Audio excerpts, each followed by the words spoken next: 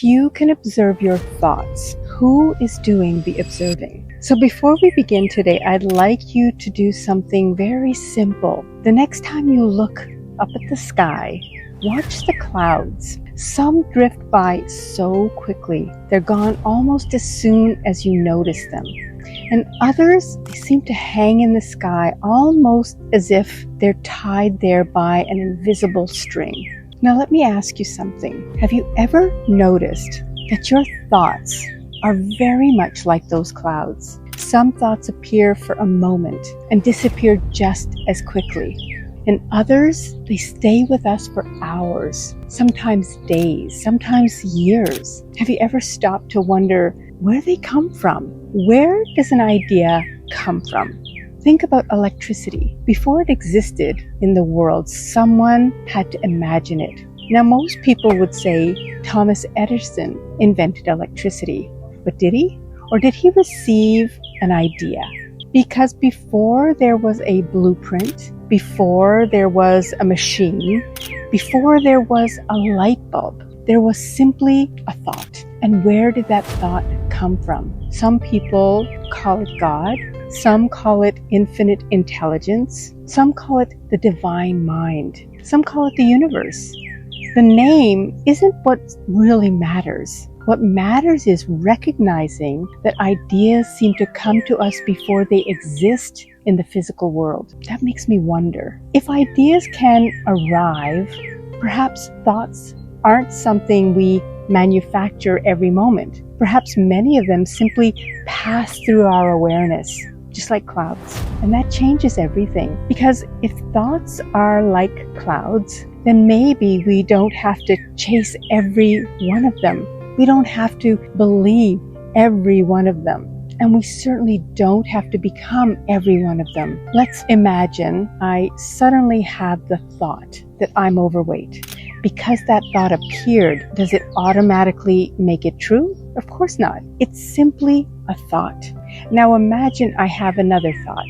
I could become a millionaire. Is that true in this moment? Well, perhaps not, but it's still a possibility. Do you see what I'm getting at? Thoughts on their own are simply possibilities. They're not identities. The important question isn't what thoughts do I have?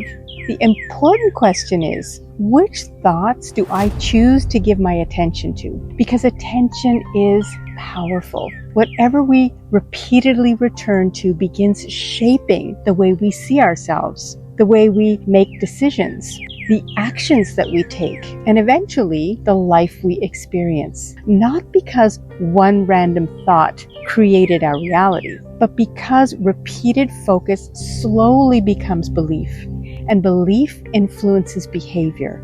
That's why awareness is so important. Most people think they are their thoughts, but if you can hear a thought, who is listening?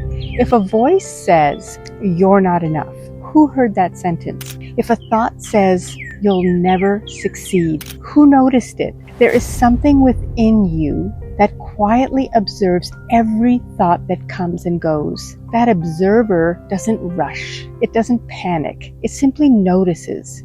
And I believe that's where our freedom begins. Because once you realize you're the observer, you no longer have to climb onto every cloud that passes overhead. You can simply watch. Some thoughts deserve your attention. Others deserve your compassion. And many deserve nothing more than a smile as you watch them drift away.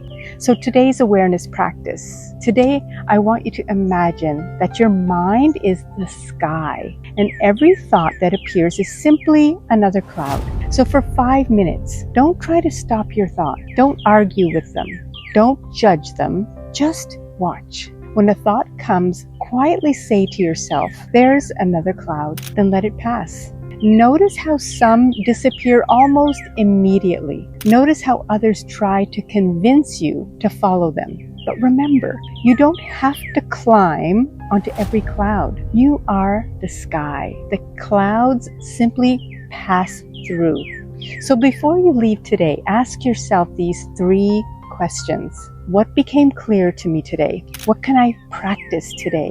Who do I choose to become because of this awareness? And remember this, you are not every thought that passes through your mind. You are the quiet awareness that notices them. And once you discover that, life begins to feel a little lighter, because you finally realize you were never the clouds. You were always the sky.